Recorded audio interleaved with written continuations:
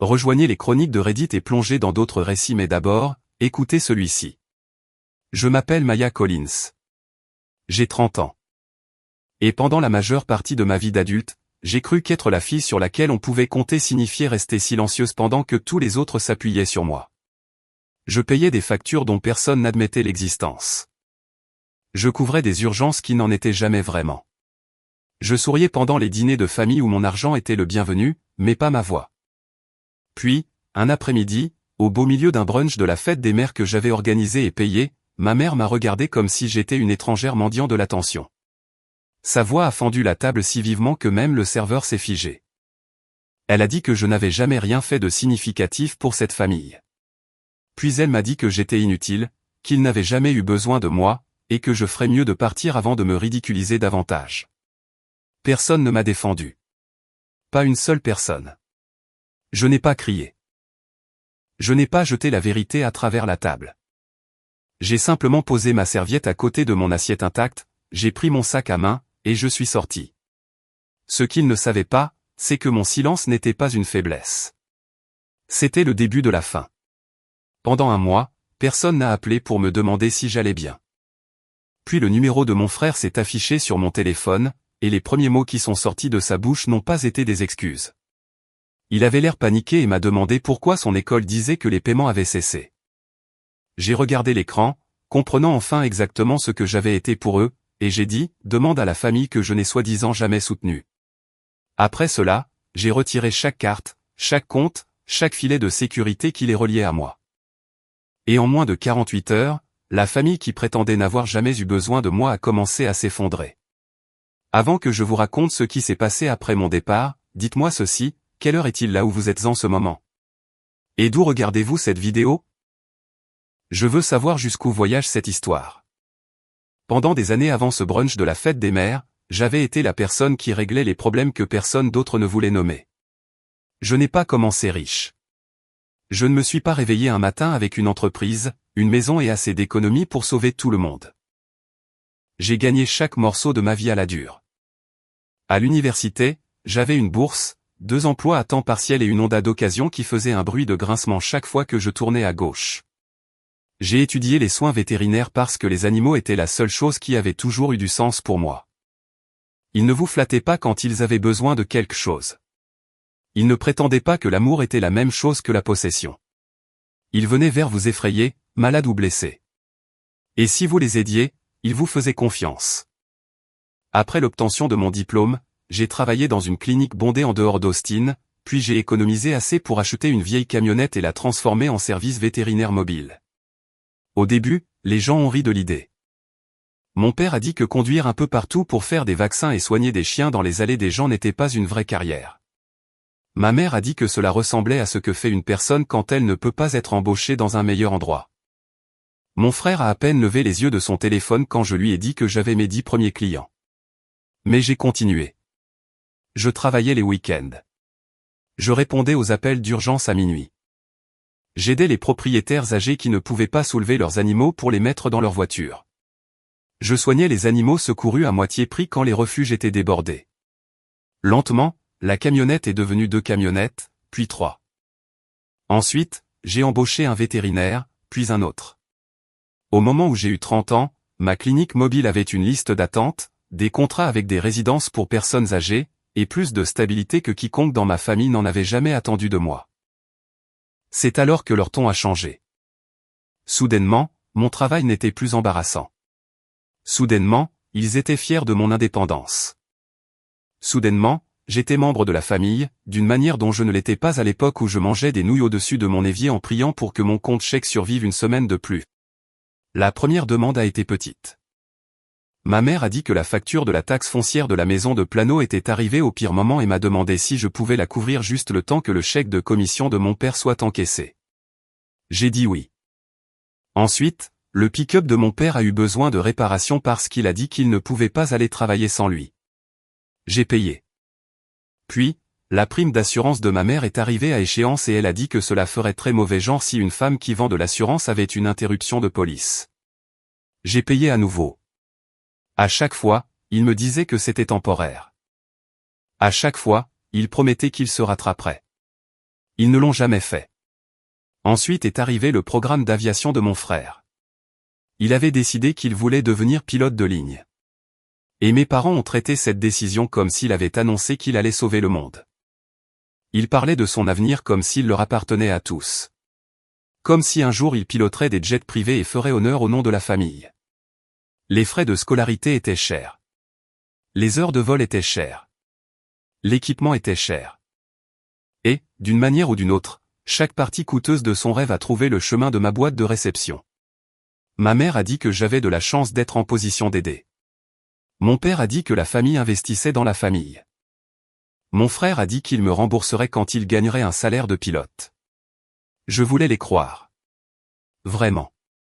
Alors, j'ai ajouté ma carte au portail de l'école. Je l'ai aidé avec son équipement de vol. J'ai couvert les paiements manqués quand mes parents prétendaient que leur compte bancaire était à sec. J'ai même co-signé un prêt automobile parce que mon père insistait sur le fait que mon frère avait besoin d'un véhicule fiable pour se rendre à ses entraînements. Avec le recul, le plus étrange n'est pas qu'ils aient demandé. Les familles demandent de l'aide. Le plus étrange, c'est la rapidité avec laquelle l'aide est devenue une attente. Les remerciements ont disparu en premier, puis les nouvelles ont disparu, puis le respect a disparu. Ils n'appelaient pas pour dire que le paiement était bien passé. Ils appelaient lorsqu'un autre paiement était dû. Ils ne me demandaient pas si je pouvais me le permettre. Ils partaient du principe que je le pouvais. Si j'hésitais ne serait-ce qu'un peu, ma mère devenait froide. Elle disait des choses comme « Je pensais que tu te souciais de l'avenir de ton frère ». Ou encore « Ça doit être agréable d'oublier d'où l'on vient ». Mon père préférait la déception. Il soupirait au téléphone et disait qu'il supposait qu'il allait devoir se débrouiller d'une manière ou d'une autre, ce qui signifiait toujours qu'il s'attendait à ce que j'intervienne avant qu'il n'ait à le faire. Mon frère ne s'encombrait pas de culpabilité. Il envoyait simplement des captures d'écran des soldes et écrivait « Tu peux t'occuper de ça avant vendredi ». Je me disais qu'ils étaient sous pression. Je me disais que les personnes qui réussissent devaient redonner. Je me disais que l'amour ressemblait parfois au fait de porter un poids plus lourd. Mais au fond de moi, une partie connaissait la vérité. Je n'étais pas redevenu leur fille. J'étais devenu leur filet de sécurité. Et le pire quand on est un filet de sécurité, c'est que personne ne vous remarque jusqu'à ce qu'il tombe. Le brunch de la fête des mères était censé être simple. C'est ce que je me répétais alors que je conduisais d'Austin à Dallas ce matin-là, avec un gâteau en boîte sur le siège passager et un bouquet de roses blanches enveloppé dans du papier derrière moi. Un brunch simple, des sourires simples, 2 heures simples. J'avais réservé une table dans un restaurant de viande que ma mère adorait, le genre d'endroit avec des banquettes en cuir, des verres polis et des serveurs qui appelaient tout le monde « Madame ». Elle aimait ce genre d'endroit parce qu'il la faisait se sentir importante. J'avais payé la compte de réservation 2 semaines plus tôt. J'avais commandé le gâteau dans une boulangerie qu'elle suivait en ligne. J'avais même appelé à l'avance pour m'assurer qu'il pourrait apporter les fleurs après le repas parce qu'elle adorait les petits moments publics où les gens la regardaient et applaudissaient poliment. Quand je suis arrivé, tout le monde était déjà là. Et pendant une seconde, je me suis permis de croire que ce serait peut-être une journée paisible. Ma mère a souri quand elle a vu les fleurs. Mon père m'a fait un signe de tête comme si j'étais une employée qui avait livré quelque chose à l'heure. Mon frère faisait défiler des vidéos d'école de pilotage sur son téléphone, levant à peine la tête quand je me suis assise. J'ai essayé de ne pas m'en soucier. Je lui ai posé des questions sur sa formation.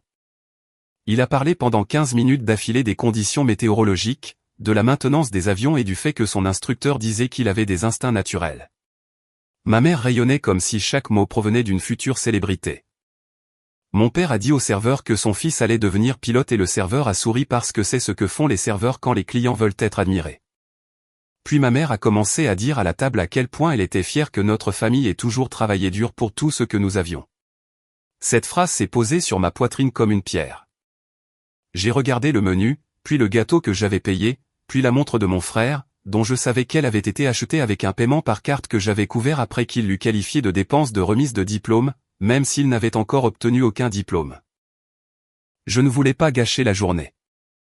Je ne voulais pas me disputer, alors j'ai attendu la fin du plat principal, quand le serveur eut débarrassé les assiettes, et que ma mère eut fini d'accepter des compliments pour des fleurs qu'elle n'avait pas achetées. Je me suis penché plus près et j'ai dit doucement que j'avais besoin que chacun commence à planifier ses propres dépenses pour les mois à venir. J'ai expliqué que ma clinique s'agrandissait et que j'avais la paie, l'entretien des véhicules, l'assurance, le matériel médical et l'ouverture d'un nouvel itinéraire pour les résidences de personnes âgées. J'ai dit que je ne pouvais pas continuer à couvrir chaque urgence sans préavis. Je l'ai dit gentiment. Je l'ai dit comme une adulte responsable s'adressant à d'autres adultes responsables. Le sourire de ma mère a disparu si vite que c'était comme si quelqu'un avait éteint une lumière. Elle m'a dévisagé de l'autre côté de la table et a dit « Tu parles sérieusement d'argent aujourd'hui ?» Je lui ai dit que je n'essayais pas de ramener la journée à l'argent. J'avais juste besoin qu'il comprenne la situation avant le prochain cycle de paiement. Mon père a remué sur son siège et a marmonné que le moment était mal choisi. Mon frère a fini par lever les yeux, mais uniquement parce que son avenir venait d'entendre une menace. Il a demandé si c'était à propos de son école. J'ai dit qu'il s'agissait de tout, pas seulement de lui. Les dépenses de la maison, l'assurance, le pick-up, les paiements des vols, les cartes de secours. J'ai dit que je les aimais, mais que l'amour ne pouvait pas signifier qu'une seule personne paie silencieusement pour tout le monde pour toujours. C'est à ce moment-là que ma mère a ri. Ce n'était pas un rire chaleureux. C'était tranchant et laid. Le genre de rire destiné à vous embarrasser avant même que les mots n'arrivent. Elle a dit, « Tu fais toujours ça, Maya. Tu agis comme si tu portais le monde entier alors que tout ce que tu as jamais fait, c'est de rendre les choses plus difficiles. » Je me suis figé. Les gens de la table voisine ont jeté un coup d'œil. J'ai gardé la voix basse et je lui ai dit que ce n'était pas juste. Elle s'est penchée en avant, le visage rougissant, puis elle a élevé la voix suffisamment pour que toute la salle l'entende. Elle a dit que je n'avais jamais rien apporté à cette famille. Pendant une seconde, j'ai cru l'avoir mal entendu. Vraiment. Non pas parce que les mots étaient compliqués, mais parce que mon cerveau refusait d'accepter que la femme dont je payais les factures puisse dire cela alors qu'elle était assise à une table que j'avais réservée avec l'argent de ma propre entreprise. J'ai regardé mon père. Il a détourné le regard. J'ai regardé mon frère. Il a pris son verre et l'a fixé comme si les glaçons étaient devenus fascinants. Ma mère a continué.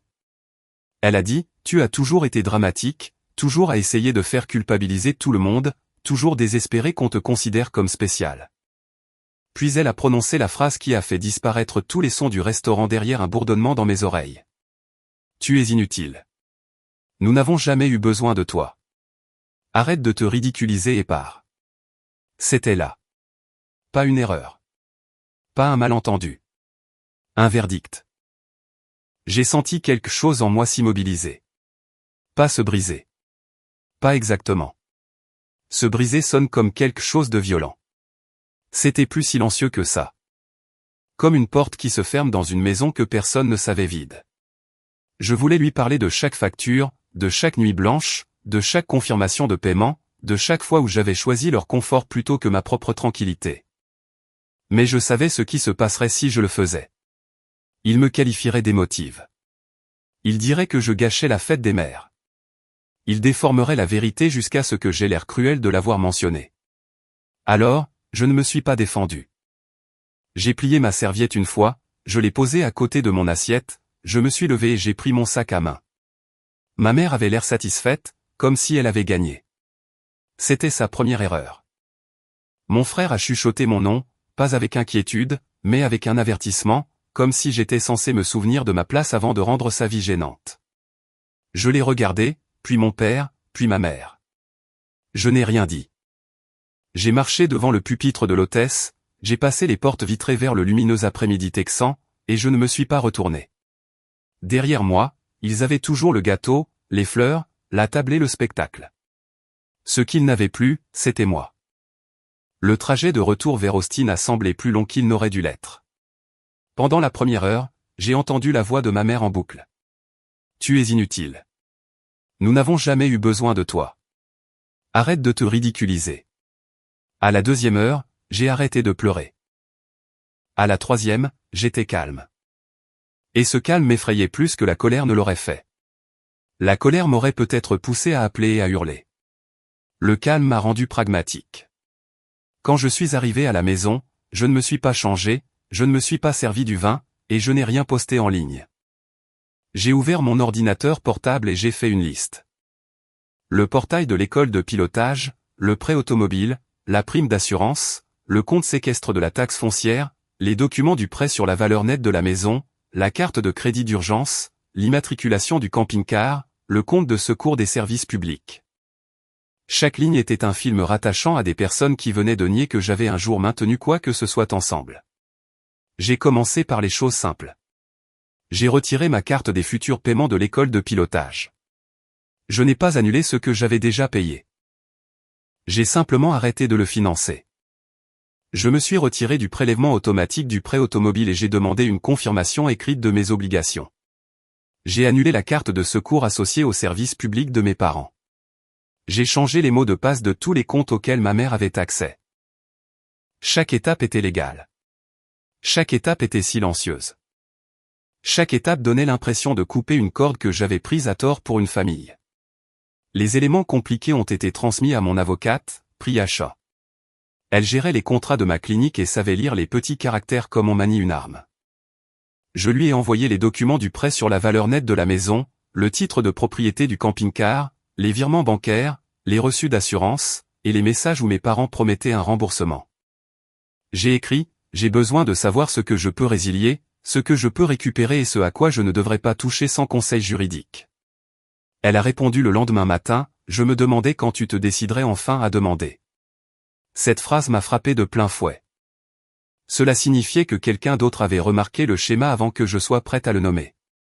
Pendant les jours qui ont suivi, mon téléphone est resté étrangement silencieux. Aucune excuse, aucun message pour demander si j'étais bien rentré. Ma mère n'a pas appelé.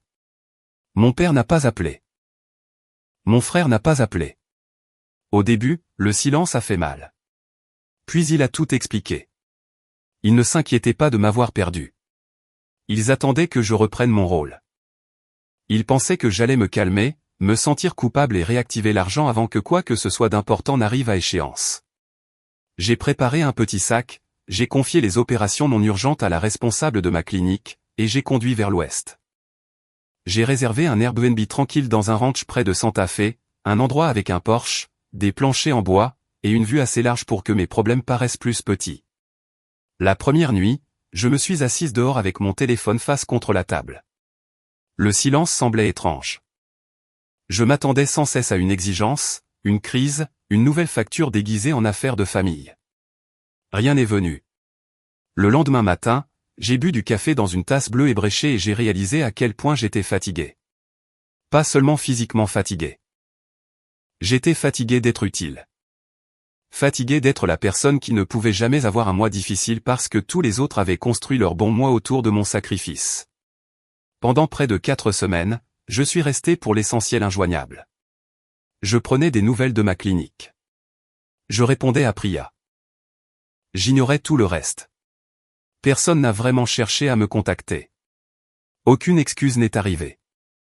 Puis, exactement un mois après le brunch, mon frère a appelé 1 fois, 2 fois, 5 fois.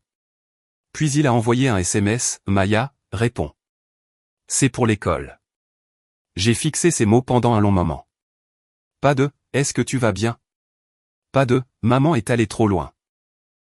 Juste, c'est pour l'école. Le système avait fini par remarquer l'absence du virement.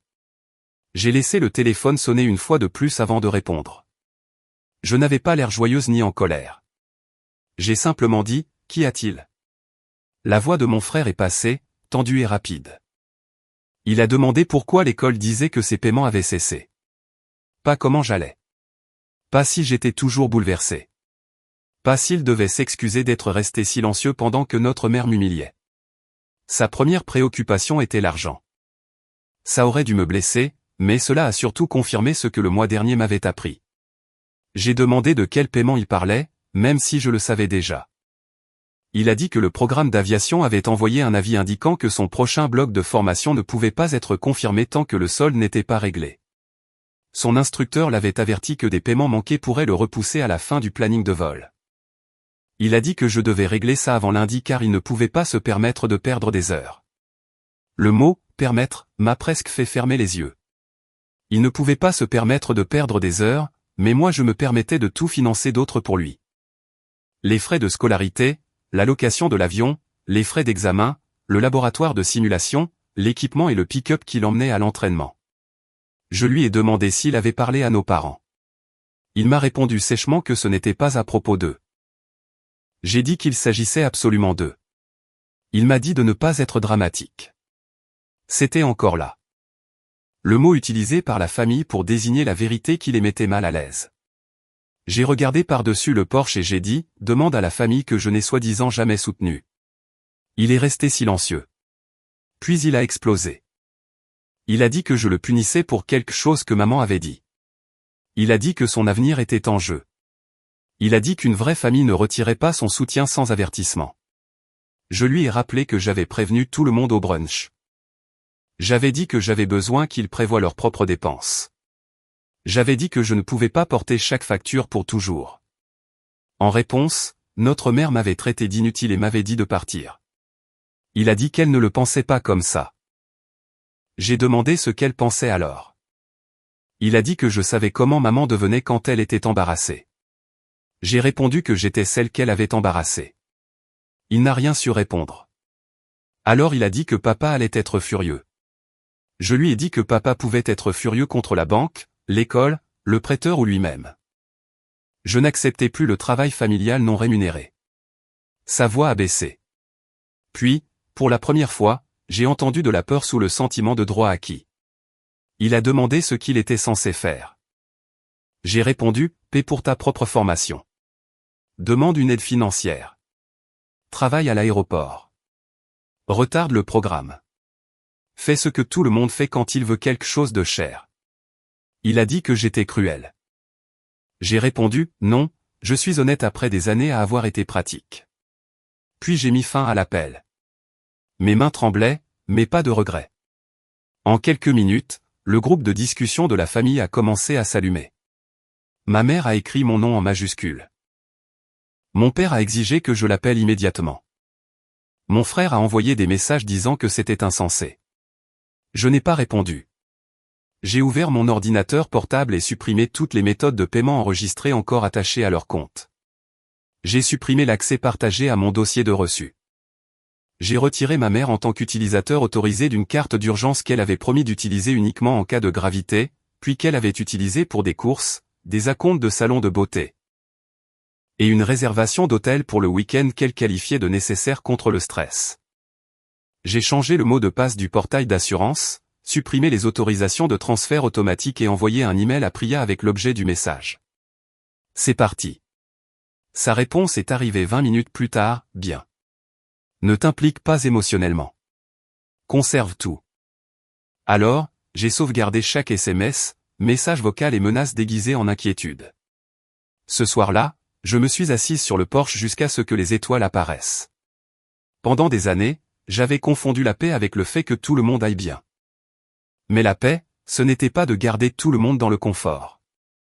La paix, c'était enfin refuser de disparaître dans leur confort. Au matin, la première véritable conséquence est arrivée. Au bout de 48 heures, la famille qui disait n'avoir jamais eu besoin de moi allait apprendre le coût exact de mon absence. Partie 6. Les 12 premières heures ont concerné l'école. Le portail d'aviation de mon frère a bloqué son prochain créneau de vol parce que le solde n'avait pas été payé. Il avait été programmé pour une séquence de formation qui nécessitait la disponibilité de l'instructeur, la réservation de l'avion et l'autorisation météorologique. Sans confirmation de paiement, son créneau a été libéré pour un autre étudiant. Il m'a envoyé une capture d'écran avec 3 points d'interrogation comme si la ponctuation pouvait me faire honte et me ramener à l'obéissance. Puis il a rappelé. J'ai laissé aller sur la messagerie vocale. Son message commençait avec colère et finissait dans la peur. Il a dit que je ne comprenais pas à quel point le planning était compétitif. Il a dit que perdre des heures de vol pourrait retarder sa certification. Il a dit que si je me souciais de son avenir, j'arrêterais de jouer à des jeux. J'ai sauvegardé le message vocal et je n'ai rien fait. À la 18e heure, le créancier du pick-up a envoyé un avertissement. Le paiement provenait normalement d'un compte contrôlé par mon père, mais lorsqu'il manquait de fonds, ma carte couvrait automatiquement la différence car j'avais accepté des années plus tôt d'être la solution de secours en cas d'urgence. À l'époque, mon père qualifiait cela de détail technique. Mon secours ayant été retiré, le créancier l'a contacté directement. Il m'a appelé 6 fois. Son message vocal n'était qu'indignation. Il a dit que mon frère avait besoin de ce véhicule, que j'attaquais la carrière d'un jeune homme, que j'agissais comme une enfant gâtée avec de l'argent. Je l'ai écouté une fois, je l'ai sauvegardé et je l'ai envoyé à Priya. Elle a répondu, laisse-les parler. Nous utiliserons leurs mots si nécessaire. À la 24e heure, ma mère a fini par paniquer, mais pas avec des excuses. Elle a envoyé un SMS disant que la fête des mères avait été riche en émotions, et que les personnes matures ne transformaient pas une seule conversation en arme. Une seule conversation. C'est ainsi qu'elle qualifiait des années d'acceptation d'humiliation publique. Et le moment où elle avait dit qu'il n'avait jamais eu besoin de moi, tout en étant assise devant un gâteau que j'avais payé. Puis sa prime d'assurance a été rejetée. Cela lui importait parce qu'elle gagnait sa vie en vendant de l'assurance et avait bâti son image sur la stabilité, la protection de la famille et la planification responsable. Maintenant, sa propre police avait un problème de paiement, et elle n'avait plus accès à ma carte pour le cacher. Elle a appelé avec un numéro masqué. J'ai répondu parce que je voulais entendre quelle version d'elle allait apparaître. Elle n'a pas dit pardon. Elle a dit, règle ça avant que les gens ne commencent à poser des questions. Je lui ai demandé si elle avait peur que les gens apprennent que sa fille payait les factures qui maintenaient son image intacte. Elle est restée silencieuse, puis m'a traité de cruel. Je lui ai dit que la cruauté, c'était de traiter sa fille d'inutile après avoir dépendu d'elle pendant des années. Puis j'ai raccroché. À la 36e heure, Priya a appelé. Elle avait examiné les documents du prêt sur la valeur nette de la maison et les messages concernant le remboursement. Des années plus tôt, mes parents avaient eu besoin d'aide après qu'un problème de plomberie eût endommagé une partie de la maison. Ils appelaient cela « protéger la maison familiale ». Mon père avait promis par écrit que ma contribution serait remboursée lorsqu'il refinancerait la maison. Il n'a jamais refinancé. Il n'a jamais remboursé. Au lieu de cela, il décrivait cette rénovation comme quelque chose qu'ils avaient accompli grâce à leur discipline. Priya a dit qu'il y avait une trace écrite claire, des virements, des messages et une reconnaissance signée. Elle pouvait émettre une demande formelle de remboursement et protéger ma réclamation avant qu'il n'essaie de déplacer des actifs ou de déformer l'histoire. Je lui ai dit de procéder. À la 40e heure, le spectacle sur les réseaux sociaux a commencé. Ma mère a publié une vieille photo de barbecue familial avec une légende sur les enfants qui oublient qui les a élevés. Les commentaires sont arrivés rapidement. Je prie pour vous. Les enfants d'aujourd'hui sont tellement ingrats.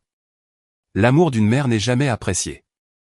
Mon frère a publié une story Instagram disant « Certaines personnes abandonnent leur famille en temps de crise et continuent de penser qu'elles sont la victime. » Mon père a appelé des proches et leur a dit que j'étais devenue arrogante à cause de mon entreprise. L'ancienne version de moi-même se serait précipitée pour s'expliquer. Cette fois, j'ai attendu. Puis, j'ai appelé tante Marlène, la sœur aînée de ma mère et l'une des seules personnes qui m'ait jamais vraiment vue. Quand elle a répondu, elle a dit « Je me demandais combien de temps tu allais continuer à payer pour des gens qui te traitaient comme un problème. » Je lui ai envoyé un dossier. Les factures de l'école de pilotage, les paiements d'assurance, les avis de prêt automobile, les reçus de taxes foncières, le virement pour la réparation de la maison, le titre de propriété du camping-car, l'acompte du gâteau de la fête des mères. Car parfois, le plus petit reçu raconte la vérité la plus bruyante. Je lui ai dit que je ne lui demandais pas de se battre pour moi. Je voulais juste que quelqu'un connaisse la vérité avant qu'il ne l'enterre. Elle a dit, la vérité n'a pas besoin de crier, mais elle a besoin d'un témoin. 10 minutes plus tard, sous la publication Facebook de ma mère, tante Marlène a commenté, Denise, es-tu sûre de vouloir que les gens demandent qui a payé ses factures? La publication a disparu en 5 minutes. La story de mon frère a été supprimée peu après. Ce fut la première fois que j'ai ressenti de la satisfaction, non pas parce qu'il souffrait, mais parce que les mensonges avaient cessé d'être rentables. À la fin du 2e jour, Priya a trouvé la piste la plus claire de toutes. Le camping-car que ma famille adorait, celui qu'ils utilisaient pour les week-ends au lac et les albums Facebook souriants, était entièrement à mon nom. Je l'avais acheté après que mon père m'ait dit que ça nous aiderait à passer du temps ensemble sans payer des vacances hors de prix. Il avait promis qu'il s'occuperait du stockage et de l'entretien. Bien sûr, j'ai payé ça aussi. Le titre de propriété était à moi. Le prêt était à moi. L'assurance était à moi. Ils n'avaient les clés que parce que je leur avais fait confiance. Priya a dit que j'avais tous les droits légaux pour le récupérer. Le camping-car n'était pas juste un véhicule. C'était un symbole. Ils se promenaient dans quelque chose que je payais, tout en disant aux gens que je ne leur avais jamais rien donné. J'ai dit à Priya d'organiser la récupération dans les règles. Pas de menaces, pas de drame, tout dans les règles de l'art. Le lendemain matin, une mise en demeure officielle a été envoyée. Dans l'heure qui a suivi, ma mère a appelé encore et encore. Mon père a laissé un message vocal disant que j'avais franchi une ligne. Mon frère a envoyé un SMS, « Tu vas sérieusement prendre le camping-car aussi ?» J'ai envoyé un dernier message sur le groupe de discussion avant de bloquer le fil, « Vous avez dit que vous n'aviez jamais eu besoin de moi. Je ramène votre vie à la version où je ne la soutiens pas. » 3 jours plus tard, dans un parc de stockage à l'extérieur de Dallas, ils ont dû m'affronter sans la protection de mon silence. Partie 7. Le parc de stockage se trouvait à côté d'une voie de service entourée de grillages, de panneaux délavés et de rangées de bateaux, de remorques et de camping-cars cuisant sous le soleil du Texas. Ce n'était pas un endroit dramatique pour qu'une famille affronte la vérité. Il n'y avait pas de sol en marbre, pas de halètement dans une salle d'audience, pas de musique s'intensifiant en arrière-plan, juste du gravier sous mes chaussures, de la poussière dans l'air. Et le camping-car garé tout au fond comme un monument dédié à chaque mensonge qu'ils avaient raconté sur leur indépendance. Priya se tenait à côté de moi avec un dossier sous le bras. La paperasse était confirmée. Les serrures avaient été changées. Le titre de propriété était vérifié. La saisie était légale. Je n'étais pas là pour me disputer. J'étais là pour mettre fin à l'accès. Ma famille est arrivée avec 15 minutes de retard dans le pick-up de mon père. Mon frère est sorti le premier, la mâchoire serrée, essayant d'avoir l'air intimidant, même si ses yeux se sont dirigés directement vers le camping-car. Mon père a suivi, le visage rouge et rigide, de la manière dont il avait toujours l'air quand la réalité refusait de lui obéir. Ma mère est sortie en dernier. Elle portait des lunettes de soleil, mais je pouvais voir qu'elle avait pleuré, ou qu'elle voulait que je le pense. Elle avait l'air plus petite qu'au restaurant, mais pas plus douce. Il y a une différence. Elle s'est dirigée vers moi sans saluer Priya ni regarder les documents. Elle a dit, « Tu vas vraiment détruire cette famille pour une seule dispute ?» Je l'ai regardée et pour la première fois, je ne me sentais plus comme la fille qui suppliait d'être vue. J'ai dit, « Non, je mets fin à un système qui ne fonctionnait que parce que je restais silencieuse. » Mon père a pointé le camping-car du doigt et a dit que je les humiliais. Je lui ai dit que j'avais appris l'humiliation des meilleurs, dans un restaurant devant des inconnus, pendant que les personnes que je soutenais détournaient le regard. Mon frère s'est avancé et a dit que je ruinais sa carrière dans l'aviation. Pendant une seconde, j'ai vu le jeune homme effrayé sous ce sentiment de droit acquis. Mais voir sa peur ne signifiait pas que je devais redevenir sa solution. Je lui ai dit que je ne ruinais pas son rêve. Je refusais simplement de financer un rêve qui n'avait aucun respect pour la personne qui le payait. Il a dit que le construire lui-même prendrait des années. J'ai dit que c'était le cas de la plupart des rêves quand personne d'autre ne les achète discrètement pour vous. Ma mère a enlevé ses lunettes de soleil. Ses yeux étaient humides, mais sa voix avait toujours ce ton tranchant. Elle a demandé ce qu'ils étaient censés faire maintenant. Je savais ce qu'elle voulait. Elle voulait que je me sente coupable, que je voie sa peur et que je redevienne l'ancienne Maya. J'ai dit, faites ce que vous avez dit à tout le monde que vous faisiez toujours. Débrouillez-vous sans moi. Pour une fois, personne n'a eu de réponse rapide. Priya a remis les derniers documents au gérant du parc de stockage. Le camping-car serait préparé pour la vente et les bénéfices iraient au remboursement de la dette liée à mon nom. Cela ne me rembourserait pas intégralement, mais cela fermerait une porte qu'ils avaient gardée ouverte grâce à ma confiance. Mon père a dit que je le regretterais quand je n'aurais plus de famille. Je lui ai dit que j'avais passé des années entouré de proches et que je m'étais tout de même senti seul. Être honnêtement seul me semblait préférable au fait d'être bruyamment utilisé. Ma mère a tressailli, mais elle ne s'est toujours pas excusée. C'est la dernière leçon qu'elle m'a donnée. Certaines personnes ne sont pas désolées quand elles vous blessent. Elles sont désolées quand vous blessez ne fonctionne plus. Au cours des semaines suivantes, les conséquences sont devenues réelles. Mon frère a perdu son planning de formation préféré et a accepté un emploi dans l'équipe au sol de l'aéroport pour garder en vie son rêve d'aviation. Pour la première fois, il était près des avions sans prétendre que quelqu'un d'autre devrait payer pour sa place à bord. Mon père a dû négocier directement avec les prêteurs qu'il avait l'habitude d'éviter en laissant mon argent combler les trous. Ma mère a perdu plusieurs clients après que son image de famille parfaite se soit fissurée. Non pas parce que j'ai exposé chaque détail, mais parce que la version d'elle-même qu'elle vendait ne pouvait pas survivre à une seule question honnête. La maison de Plano n'a pas disparu du jour au lendemain, mais la réclamation légale les a contraints à refinancer sous pression et à abandonner l'illusion qu'ils pouvaient bâtir leur confort sur des promesses non tenues. Ils n'ont pas été détruits. Ils sont devenus responsables. Pour eux, ça a probablement fait le même effet. Quant à moi, je suis retourné à Austin et j'ai mis mon énergie là où elle devait être. Ma clinique a élargi son programme de soins pour les animaux âgés, et j'ai redirigé ce qui aurait dû être le prochain paiement de formation de mon frère vers une petite bourse pour les étudiants techniciens vétérinaires. La première bénéficiaire travaillait de nuit dans un refuge et a pleuré lorsqu'elle a appris que la bourse couvrirait son examen de certification. Cela m'a donné quelque chose que ma famille n'avait jamais eu. Un but. Quelques mois plus tard, mon frère m'a envoyé un email. L'objet était « Je suis désolé ».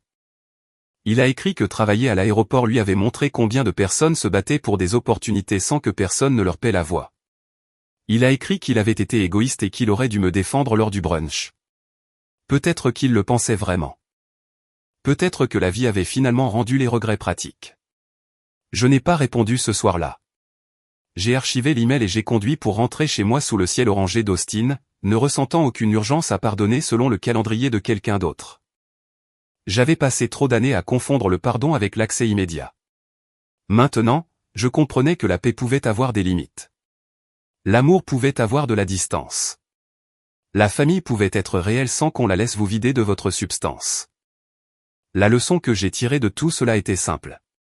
Votre valeur ne se mesure pas à la quantité de douleur que vous pouvez absorber en silence. Elle ne se mesure pas au nombre de factures que vous payez pour des personnes qui ne défendraient pas votre nom. Une vraie famille n'exige pas que vous disparaissiez pour que tous les autres puissent se sentir à l'aise. Le véritable amour enseigne la responsabilité, la gratitude et le respect. Parfois, la chose la plus éducative que vous puissiez faire est d'arrêter de sauver des gens qui n'apprennent que lorsque les conséquences finissent par arriver. Je ne suis pas parti parce que je les détestais. Je suis parti parce que j'ai finalement compris qu'être utile n'avait jamais été la même chose qu'être aimé. L'équipe derrière Revenge Broken Trust travaille dur pour créer des histoires significatives, émotionnelles et bien conçues qui peuvent connecter avec les spectateurs. Il s'agit d'une histoire fictive créée à des fins éducatives dans le but de partager des leçons utiles sur le respect, les limites, la famille et le développement personnel. Ce scénario a une valeur éducative importante. L'amour ne devrait jamais être utilisé comme excuse pour profiter de la gentillesse de quelqu'un. À travers le parcours de Maya, les spectateurs peuvent apprendre que fixer des limites n'est pas égoïste et que les vraies relations familiales doivent être fondées sur la gratitude, la responsabilité et le respect mutuel.